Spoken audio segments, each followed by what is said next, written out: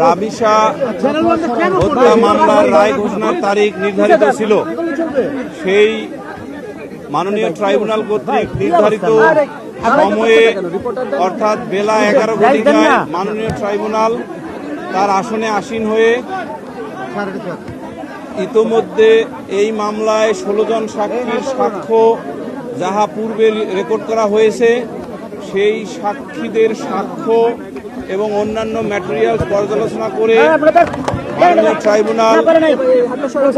আসামি মোহাম্মদ সোহেল রানা এবং স্বপ্না খাতুনকে দোষী সাব্যস্ত করে নারী ও শিশু নির্যাতন দমন আইন 2009-এর 2 ধারা এবং 30 ধারায় বিবেচনা করে মাননীয় ট্রাইব্যুনাল তার স্বীয় ডিসক্রিশনে উভয় আসামিকে মৃত্যুদণ্ডে দণ্ডিত করেছেন। একই সাথে আসামি মোহাম্মদ সোহেল রানাকে 5 লক্ষ টাকা জরিমানা এবং স্বপ্না খাতুনকে 2 লক্ষ টাকা জরিমানা প্রদানের আদেশ দিয়েছেন এবং সংশ্লিষ্ট এলাকার কালেক্টরগণ বা ডিস্ট্রিক্ট কালেক্টর এই জরিমানা আদায় করে ভিকটিম রামিসার বৈধ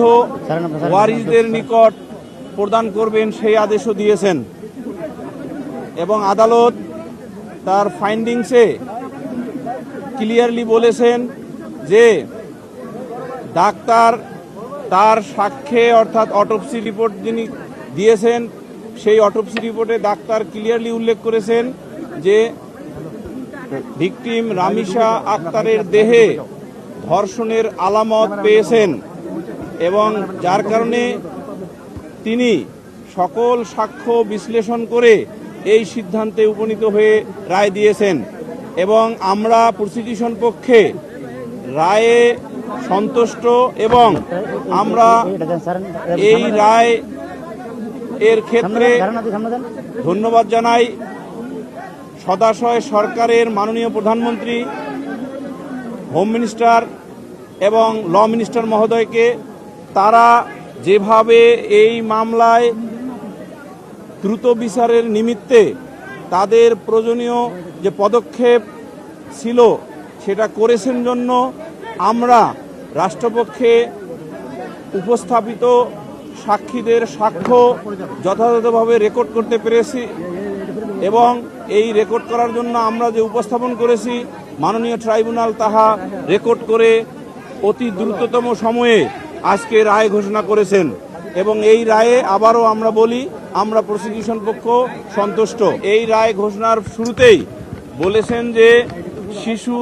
শিশুদের অধিকার বা শিশুদের রক্ষা করা একটি রাষ্ট্রের মৌলিক উদ্দেশ্যগুলোর একটি এবং আমাদের এই রাষ্ট্রেরও মৌলিক উদ্দেশ্যগুলোর একটি হলো আমাদের যে ভবিষ্যৎ প্রজন্ম শিশুদের রক্ষা করা। সেই শিশুদের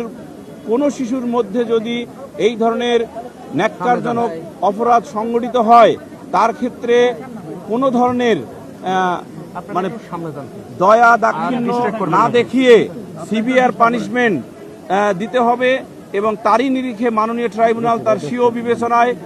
এবং তার নিজস্ব জুরিসডিকশনে এই মৃত্যুদণ্ডে দণ্ডিত করেছেন উভয় আসামি।